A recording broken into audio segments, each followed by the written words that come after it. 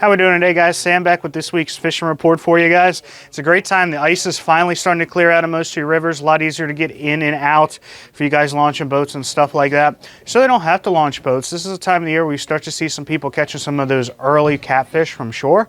I know some of the areas like Sandy Point and over at Jonas Green Park locally, you can get into some catfish and get you some frozen bait, like some frozen LY or mullet. You can cut those up into chunks and set those out. Typically, we're using a small fish finder rig with anywhere from 1 to 2 ounces depending on where you're fishing.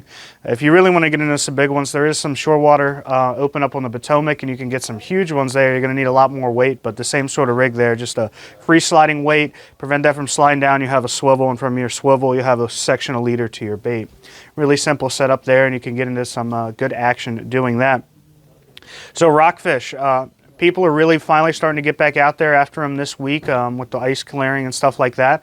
I know there's been some good reports in some of your more popular areas. You start to see the mouths of your giant rivers this time of the year. It can be really good. You have a lot of bait and stuff near those areas. So just out in front of the chop tank, I've heard of some good fish being caught.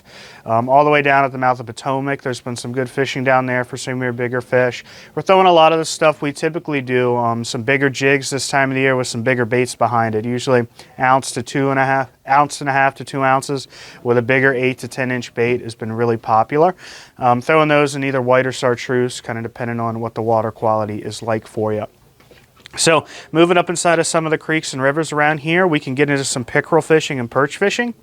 This is one of my favorite kinds of fishing because it's pretty easy. The big part right now, I'm going to say, is you got to find some clean water. Some of the creeks have definitely been stirred up with some of the weird weather we've had. So find some clear water and you can get into them pretty well. Some of my favorite lures are like small inline splinters. This is a cool one we rig at the shop that has a paddle tail that's rigged weedlessly behind it. It's a great option for you, or just fishing a small paddle tail without it. Another option is going to be live minnows. There's all sorts of rigs you can do, but just a classic bobber rig like this here. This is a cool little rig because not only will it be great for pickerel, but it'll also be an awesome option for perch back in those creeks. Over in the Magathie, we start to see quite a few yellow perch start to show up early this time of year. So something you can get out and do. Eastern Shore's been a little bit slower as far as some of that river fishing goes, but there's certainly opportunities to get out there and do that. Some other stuff you can use are some of these small little spoons and things like that. That's a good option. Another good option for pickerel is, this is actually designed for redfish. This is made by Burt's.